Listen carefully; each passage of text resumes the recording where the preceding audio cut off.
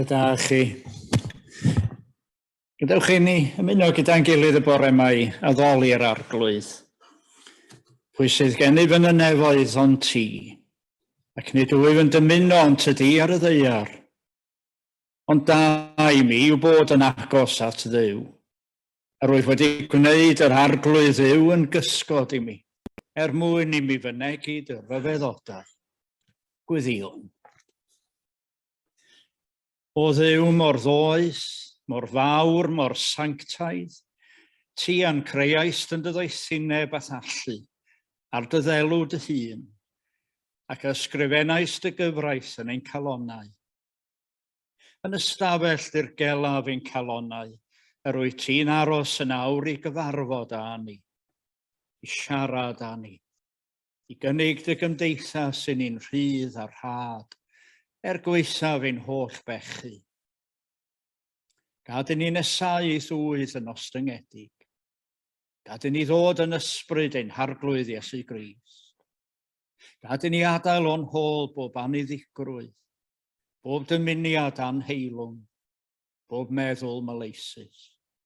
Mwyn i ni ildio'n hewyllus i ddewyllus di, oherwydd yn dewyllus di arglwydd, y mae ein hedd. Amen. Fe ganwn ni'r emyn 21. 21. Dy roi ni fendith newydd gyda'n gilydd yn dy dyn. Ti sy'n rhoddi nerth i dderbyn, rho'r gyfrinach o ddifri, fel y teimlo'n rymd a anorchfygol ras. 21.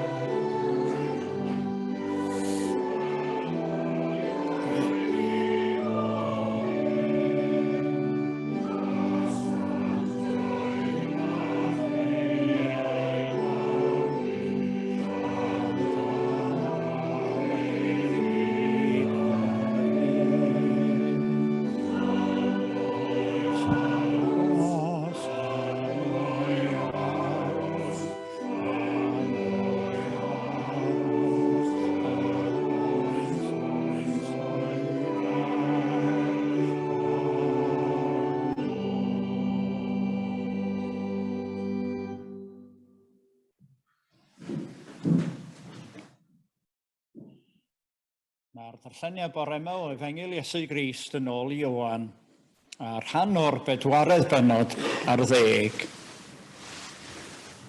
Os ydych yn fy ngharu, fe gadwch fy ngorchmynion ni, ac fe ofynaf un o'im tad, ac fe rydd ef i chwi reolwr arall, i fod gyda chwi am byth. ysbryd y gwirionedd. Ni all y byd ei dderbyn ef, am nad yw'r byd yn ei weld nac yn ei adnabod ef. Ar ydych chwi yn ei adnabod, oherwydd gyda chwi y mae'n aros ac yno chwi y bydd. Ni adawaf chwi'n amddifad, bydd of yn ôl ato chwi. Ymhen ychydig amser ni bydd y byd yn fy ngweld i ddim mwy, ond byddwch chwi'n fy ngweld, fy mod yn fyw, a byw fyddwch chwisau hefyd. Yn y dydd hwnnw byddwch chwi'n gwybod fy mod i yn fy nhad, a'ch bod chwi yno fi a minnau yno chwisau. Pwy bynnag y mae fy ngorchmynion i ganddo ac sy'n ei cadw hwy, yw'r un sy'n fy ngharu i. A'r un sy'n fy ngharu i, fe'i cerir gan fy nhad, a bydda finnau yn ei garu, ac yn famlygu fy hun iddo. Meddai Judas wrtho, nid Judas Iscariot. Arglwydd, beth sydd wedi digwydd i beri dy fod yn mynd i samlygu dy hun i ni ac nid i'r byd? Atebodd Iesu ef, os yw'r rhywun yn fy ngharu, bydd yn cadw fy ngair i, a bydd yn nhad yn ei garu, ac fydd o'n ato a gwneud ein trigfa gydag ef. Nid yw'r sawl nad yw'n fy ngharu i yn cadw fy ngeiriau i, a'r gair hwn yr ydych chwi'n ei glywed, nid fy ngair i ydyw, ond gair y tad am hanfonodd i. Rwyf wedi dweud hyn wrthych, traw i fy'n aros gyda chwi. Ond bydd yr reolwr, yr ysbryd glân anfona'r tad yn fenw i, yn dysgu popeth i chwi. Ac yn dwyn ar gof i chwi y cwbl a ddywedais i wrthych. Rwyf yn gadael i chwi dangnefedd, a rwyf yn rhoi i chwi fy nhangnefedd i fy hun. Nid fel y mae'r byd yn rhoi, a rwyf i'n rhoi i chwi. Bydwch a gadael i ddim gynhyrfych calon, a pheidiwch ag ofni. A diolch i Dduw am y darllen yna yn ei air sanctaidd.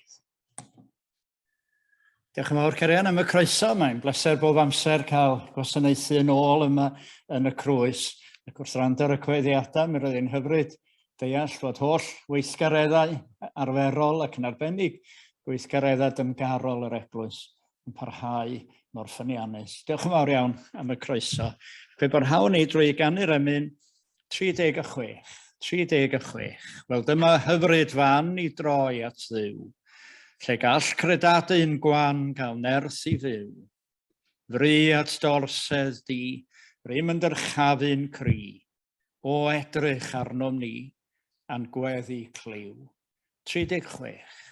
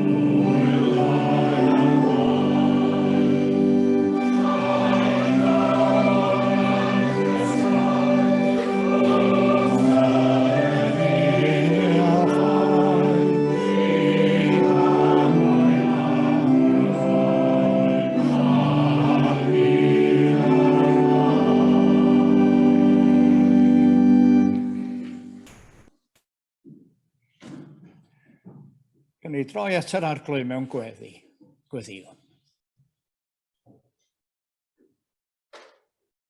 O Dduw ein tad rhwnnwyd yn y nefoedd, Dyw a thad ein harglwydd a'n gwaredwr Iesu Grist. Wrth ni ddod ata ti yn yr oedfa arbennig hon y bore yma, a dynesu gyda'n gilydd at fwrdd yr arglwydd i'w gofio. Dyn ni'n diolch i ti am dy fod ti bob amser yn ein cofio ni. Rwyt ti yn ein cofio drwy'r holl roddion yr ydyn ni derbyn oddi wrthu ti, o ddydd i ddydd, bob bore o'r newydd. Mawr yw dy ffyddlondeb o arglwydd. Ac o'r ein llygaid y bore yma, fel y gallwn ni weld o'r newydd yn wir mor fawr yw dy gariad i tuag ato ni. Chofio dy halion ni mawr tuag ato ni. Am gysgod, bwyd a dillad, roeddwn ni ddiolch i ti. Gad i'n haddoliad ni y bore yma godi o galon lawen ac o ysbryd gwir ddiolchgar. Wrth i ni blygu os flaen di o'r newydd, bydd gydnabod di yn rhoddwr bywyd ac yn ffynhonnell pob rhodd dda mewn bywyd. A dyn ni'n diolch i ti hefyd y bore yma o arglwydd. A mae bwrdd, sigaredd a maddeuant sydd ger ein bron ni. Wrth i ni gofio abers ein harglwydd Iesu drosa ni. Ac felly dyn ni'n troi ata ti, gan ddiolch i ti, dy fod ti hefyd yn ein codi ni. Yn ein codi ni o'n beiau, a'n ffeleddau, a'n pechodau i gyd. Dyn ni'n dod os flaen di o'r newydd felly, i gyffesu, i ni grwydro llawer oddi ar dy lwybrau di, ac yn ei fethu'n aml yn dolwg di, mewn meddwl a gair a gweithred. Dad nefol, maddau i ni o'r newydd, a helpa ni wrth i ti ein codi ni o'r newydd, helpa ni fynd oddi yma, yn ysgafnach ein troed, yn lanach ein bywyd, o fod wedi aros gyda si. Ac wrth i ni gofio esiampl ein harglwydd Iesu Grist, yn wyneb pob tentasiwn, o ni'n nerth i wrthsefyll.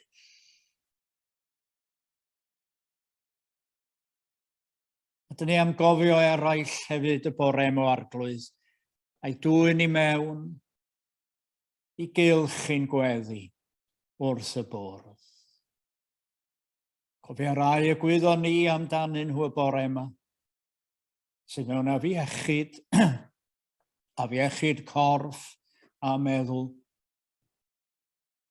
Cofio rai sydd mewn profedigaeth, bydd gyda hwy o dad. Fwy nhw brofi o'r tangnefedd hwnnw, ar addawodd ein harglwydd Iesu i ni. Cofio rai sy'n bryderus. Yn arbennig, dyn ni'n ymestyn ein golygon allan, ac yn cofio am rai sydd yn dioddef cymaint yn ein byd ni. Dyn ni'n cyflwyno i ti y bore yma, deuluoedd sôl, yn ei galar ar ôl ei hienctid. Dyn ni'n cyflwyno i ti bobl Wcrain, lle mae'r galaru yn parhau a'r colledion yn parhau.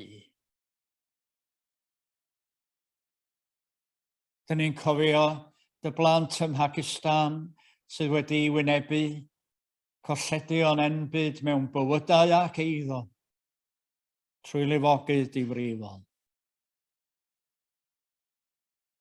Dyn ni'n cofio am dy blant yn Somalia a llawer i le tebyg, lle mae sychder a newyn dychrynllyd.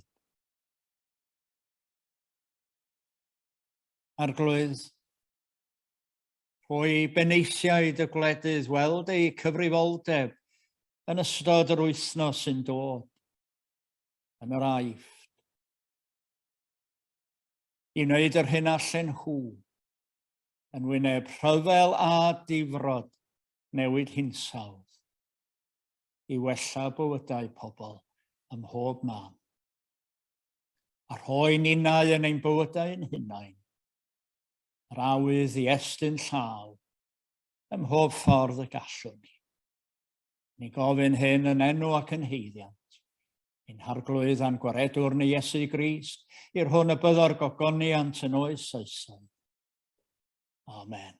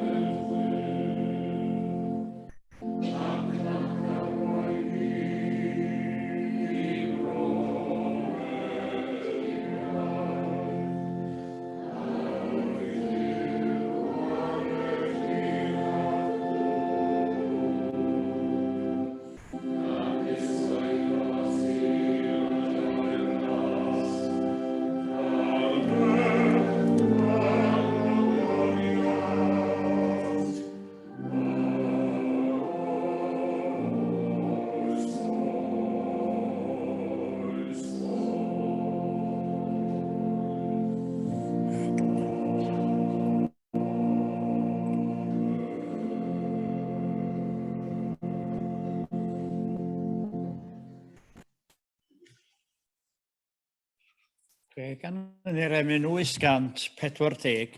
846. Cofia'r byd o feddyg da, a'i flinderau. Tyrd yn glau a llwyr iach i ddoluriau.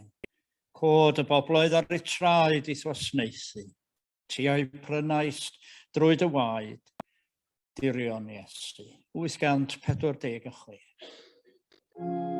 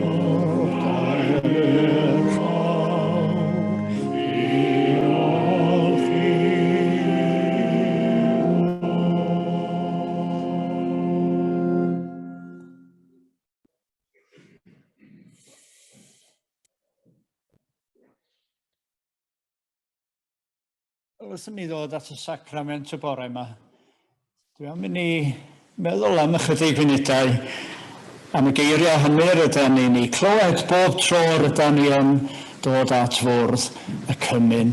Geiriau sydd i'w cael lawer gwaith yn y Testament Newydd. Gwnewch hyn cof amdanaf. Gwnewch hyn cof amdanaf. Mae'n beth rhyfedd yn dydy. Yr un lle o bob man fysach chi'n meddwl y dylai Cristnogion fod yn gytun yno. Ydy'r union man lle maen nhw'n fwy arhanedig ynddo. Sef sacrament swper yr arglwydd. Mae'n tramgwydd yn wir ers dyddiau cynnar yr Eglwys Gristnogol. Asgwrn y gynnen wir ydy be'n union oedd Iesu'n ei olygu pan ddwedodd o hwn yw fy nghorff, hwn yw fy ngwaed. Wel yn ôl, yn y dyddiau cynnar y 2 ganrif gyntaf, doedd yna ddim cwestiwn amdani, wrth gwrs, mi roedd y bara a'r gwin rywfodd yn dod yn gorff a gwaed Iesu. A dyna safbwynt, wrth gwrs, yr Eglwys Bybyddol hyd at yn dyddiau ni. A mi barhaodd llawer iawn o drafod ac o ddadlau ynglyn â'r geiriau hynny, fyny drwy'r oesoedd canol ac wrth gwrs i'r diwygiad Protestanaidd. Ydyn ni gymryd geiriau Iesu'n llythrenol? Ta symbolau ydy'r elfennau sydd o'n blaenau ni ar y bwrdd. Awstyn sant bu ar geiriau hynny, mae arwydd gweledig o rywbeth anweledig ydy sacrament. A chi ddiffiniad, dwi'n siŵr y bydd llawer ohono ni ni gofio ers dyddiau'n dosbarthiadau derbyn yn hunin blynyddoedd yn ôl. Arwydd allanol gweledig o ras ysbrydol oddi mewn. Awstyn felly wedi taro'r hoelen ar ei phen. A rhywle yn fan, wrth gwrs, yr ydyn ni'na yn sefyll. Dydyn ni mewn gwirionedd ddim yn galfiniaid go iawn yn ôl yn cred ni am swper yr arglwydd. Dyn ni'n agosach wir at ei gyd diwygiwr, swingli o'r Swistir. Pwyslais ar waith yr ysbryd glân ac ar yn ffydd ni wrth ddod. Hynny oedd yn cyfri.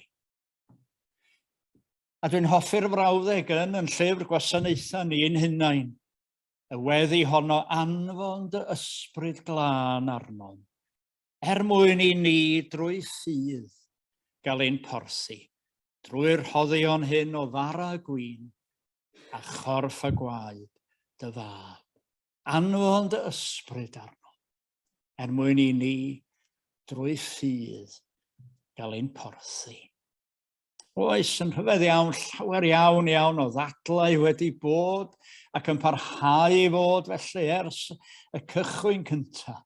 Be'n union oedd Iesu yn ei feddwl. A'r gair allweddol yn yr ymadrodd yma, gnewch hyn i gofio amdana, wrth gwrs ydy'r gair cofio ynde, cofio. Be mae hynny'n ei olygu? Y cof yma.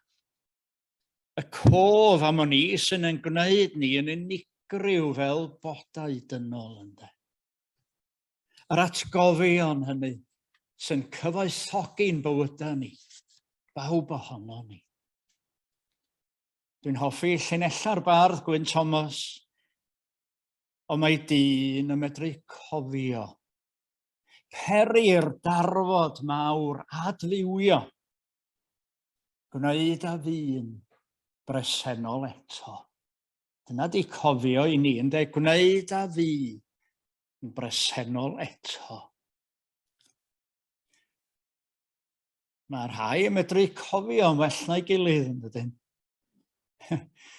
Bore Sul dwytha, ni yma yn y gynulleidfa yn eistedd yn fanno, ac yn dotio at y bregethwr, nid yn darllen ond yn adrodd, sylwch chi hynny, yn adrodd Dameg y mab a fradlon ar ei gof, y ddameg hiraf a ddywedodd Iesu Grist o'i dechrau i'w diwedd. Pidwch a disgwyl i mi wneud hynny. A mae llawer ohono ni'n mynd i drafferthion am yn bod ni braidd yn anghofus, anghofio hyn a'r llall, gan cael yn hynny'n i drwbl. Ydan dyn ni'n anghofio llawer iawn o bethau. Dylen ni gofio. Ond cofiwch, dyn ni hefyd yn cofio ambell beth y byddai'n well petai ni anghofio. Ar enghraifft amlwg o hynny yn y Testament Newydd ydy Paul o bawb, yr apostol Paul. Fe alla hwnnw fod yn benstif ac yn anfaddeugar hefyd ar brydiau. Chi enghraifft, pan aeth Paul a Barnabas allan ar eu trais genhadol gyntaf, llyfr yr Actau ynddo. Fe eithon nhw hefyd a nai Barnabas, Marc, awdur yr Efengyl gyntaf i gael ei sgwennu, Ioan Marc. Oedd y fachgen ifanc ar y pryd, a mi gychwynodd allan yn hyderus iawn, siŵr o fod, yn llawn ysbryd o antur gyda'r ddau ar y daith genhadol. Ond pan gyrhaedden nhw Pamffilia, mi benderfynodd Marc bod eisiau mynd adra.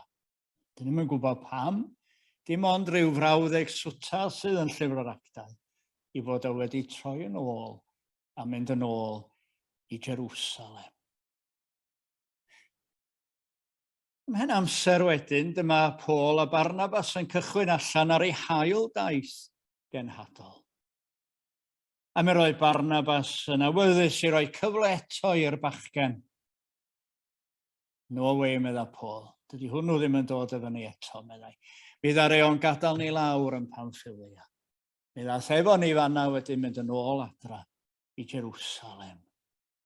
Ysbryd Paul, mae'n amlwg, y mesu anghofio. Oedd ddim yn meddwl efallai am eiriau'r salmydd, paid â chofio pechodau fy ieuenctid. A mae chi esiampl dda rwy'n yn medru anghofio. Mynd yn ôl i'r Hen Testament. Dwi'n mynd i glywed dipyn o sôn am yr Aifft os yma, dyna. Cop 27 yn mynd ymlaen yno. Hanes Joseph.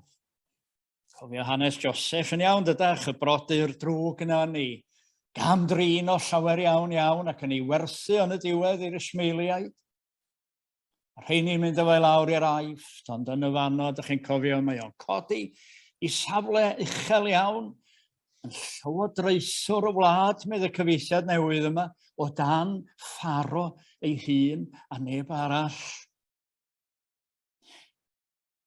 A mae'n mynd yn newyn yng ngwlad Canan, lle mae dad a'i frodyr. A mae frodyr yn dod i lawr, yn clywed fod yna ddigon o yd yng ngwlad yr Aifft. A mae Joseph yn ei nabod nhw. A dyn nhw ddim yn nabod os ydych chi'n cofio. Ond wrth i'r hanes fynd ymlaen, mae o'n dweud wrthyn nhw, a mynd i nôl Jacob ei tad. Dewch i lawr yma i gyd, meddai. Mae yna ddigon o yd fan yma, mi ofalai amdano chi. Am fod Duw, a dwi'n hoffi'r frawddeg yma, am fod Duw wedi peri mi anghofio. Wel, o'na fyddai weithiau'n peri nina hefyd. Anghofio, ynde. A beth rhyfedd ydy'r cof yma, ynde? Beth rhyfedd ydy'r cof. Mi fyddwn ni'n arfer a meddwl ystalwn bod y cof fel rhyw gyfrifiadur yn storio popeth ac yn ei rewio. Pob peth yno'n rhywle, dim ond i chwilio amdano fo, fatha Google o braidd, dim ond yn ei chwilio amdano fo. Mae yno'n rhywle wedi rewi o'r gorffennol. Ond na, meddai gwyddonwyr heddiw. Mae'r cof yn rhywbeth cyfnewidiol, os liciwch chi. Pan dyn ni'n dwyn rhywbeth i gof, dyn ni'n ailgreu. Mae o'n newydd bob tro. Dyna beth wedodd Gwyn Thomas, ynde? Peri'r darfod mawr a dyfywio. Gwneud a ddyn bresennol eto. Dyna dyn ni'n neud, a mae wir yn dydy. Chi'n clywed am bell hogl a mae hwnna'n mynd â chi nôl i ryw ddigwyddiad yn eich plentyndod. Ryw dŷ efallai, ryw olygfa, beth bynnag, mynd â chi nôl. Nid jyst cofio, ond adfywio, gwneud â fi'n bresennol eto. Ryw ddigwyddiad, trigger, maen nhw'n defnyddio heddiw ynde, ryw ddigwyddiad, a mynd â chi nôl ar unwaith i ryw brofiad, da neu ddrwg, ryw brofiad o gorffennol. A dyna di ystyr gorchymyn Iesu Grist ni fan yma. Ac yn wir mae hynny'n glir yn y ferf yn y Groeg, achos ystyr amser y ferf yn fanna di daliwch i wneud hyn i gofio. Daliwch i gofio amdano. Daliwch i wneud hyn. Yn y weithred hon, yn y bara a'r gwyn, mi rydyn ni'n dwyn i ganol y presennol, y digwyddiad mawr y mor gorffennol, sy'n cynnig gras am y ddeiant i bob un ohono ni. Nid jyst cofio rhywbeth a ddigwyddodd 2000 ar rhagor o flynyddoedd yn ôl ac wedi rewi yn fanno, na. I ddwyn o'r presennol ac yn diolch am yr hyn a ddigwyddodd. Dyna'r cofio sy'n cadw Iesu yn fyw yn ein plith. Daliwch i wneud hyn, meddai, cof amdano. A nid yn unig i ddwyn o i ganol ein presennol ni, ganol ein bywyd ni, ond yn sbardun o'n i mlaen hefyd, yn ei wasanaeth o. Mi ddarllen i rei blynyddoedd yn ôl ran nofel drawiadol iawn o America, gan awdur oedd yn perthyn un o lwythau brodorol America, y Cherokee. Yna fo, dwi'm yn cofio enw rwan. Ond oedd hi'n nofel drawiadol iawn. Ac yn y nofel honno, mae'r frawddeg yma, it's in the telling of the story that we remember who we are. Dyna pam dyn ni'n dod yn ôl yma bob mis. Dwyn i gof, i ddwyn o'n ôl i'r presennol. In the telling of the story, we remember who we are. Cofio, dathlu bresenoldeb. Wynebu heddiw yng nghwmni Iesu Grist. A dal i dderbyn maddeuant ac iachad wrth i ni aros yn ei gwmni yma nawr. Per meddyr y mynydd, per fydd y gofio Iesu da, a'r galon drist, a lawen ha. A'r cwestiwn mawr ydy wrth gwrs ynde, beth sy'n digwydd, beth dyn ni wneud ar ôl i ni fod yma? Sut mae'r cofio'n gadael ei ôl ar ein bywydau ni, daliwch i wneud hyn, meddai Iesu. Wel, dwi'n orffen ac ateb hynny. Gyda ffennill gan ei mynydd, oedd yn perthyn i fyddin yr iachawdwriaeth, prif emynydd byddin yr iachawdwriaeth, gŵr o'r enw Albert Osborne. Ac fel y gwyddoch chi siŵr o fod, oes gan byddin yr iachawdwriaeth ddim sacramentau nag oes, ddim yn bedyddio, a dyn nhw ddim yn dathlu swper yr arglwydd chwaith.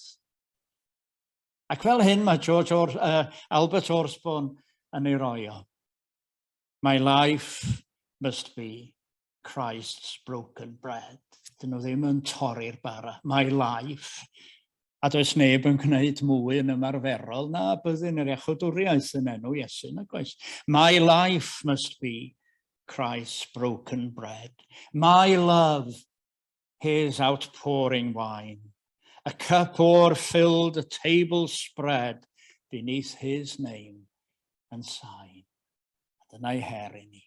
Daliwch i wneud hyn, i gofio amdano, mwyn ei enw. Amen. Fe ganwn ni'r emyn 631. 631. Mewn cof o Abers weleni o Iesu'n cyd nesau. Un teulu ydym yn o ti, eithgaru a thwynhau.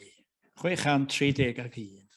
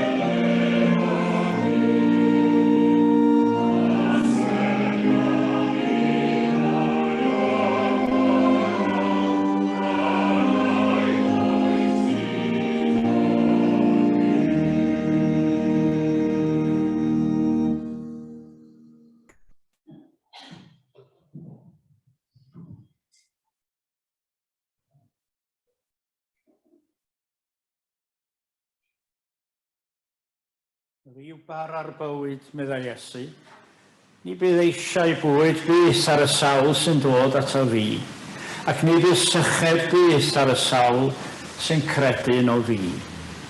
Profwch felly, a gwelwch mai da yw'r arglwydd, gwyn ei fyd y sawl sy'n llochesu yno. Mae'r bwrdd hwn yn agored i bawb sy'n caru'r arglwydd Iesu Grist yn ddeudwyll ac mewn gwirionedd, ac yn ei dderbyn ef yn arglwydd ac yn waredwr. Dewch felly at fwrdd yr arglwydd. Nid am eich bod yn gryf, ond am eich bod yn wan. Dewch, nid am fod dim daioni ynoch yn rhoi hawl i chi ddod, ond am fod arnoch angen trigaredd a gras. Dewch nid am eich bod yn caru'r arglwydd ddigon, ond am yr hoffech ei garu'n fwy. Dewch am iddo eich caru a'i roi ei hun drosodd.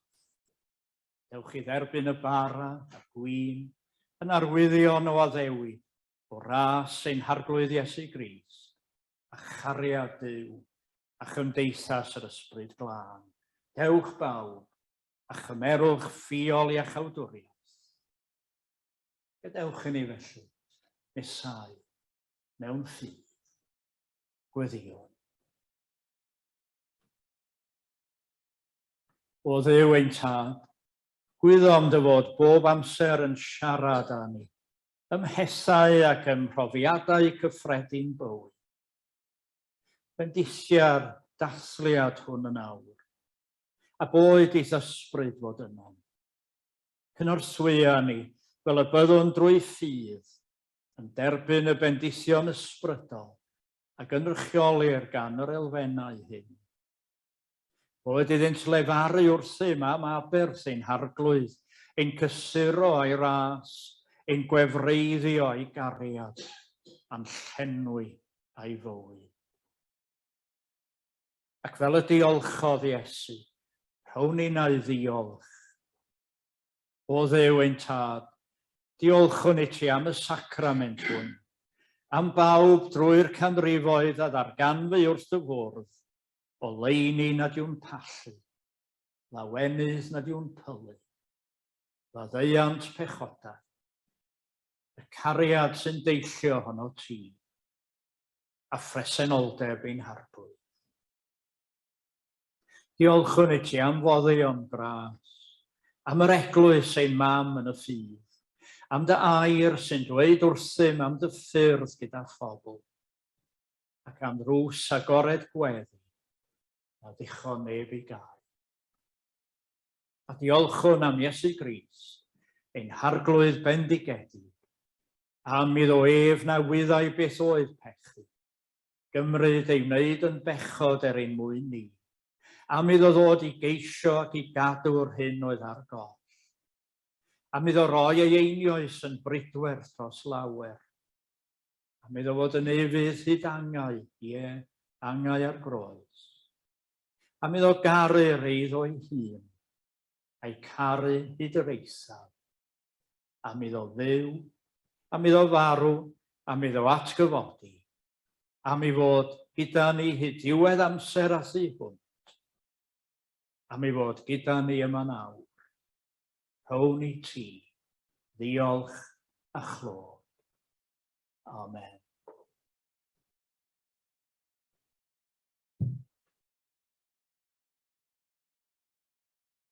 Mi dderbyniais oddi wrth yr arglwydd, hyn hefyd a droddodais i chwi. Bod e'r arglwydd Iesu yn os y bradychwyd ef gymryd bara, ac wedi iddo ddiolch, dwi torodd a dywedodd. Cymerwch, bwytewch, hwn yw fy nghorff, yr hwn a dorri'r trosach. Gwnewch hyn cof amdano. Ar un modd ar ôl swper fe gymerodd y cwpan ac a ddywedodd. Cwpan hwn yw'r cyfamod newydd yn fy ngwaed. Gwnewch hyn bob tro ar y fwch ohono, cof amdano.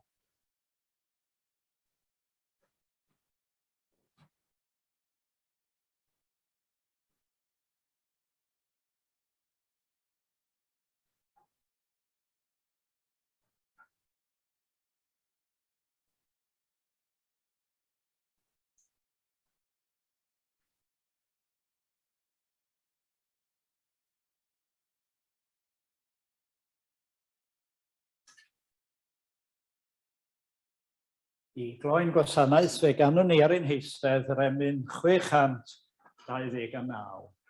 629. Hwy mi nefol da, yr ysbryd glân yn awr, wrth geisio cofio'r gwerth a gau, yng ngwaed ein Iesu nawr.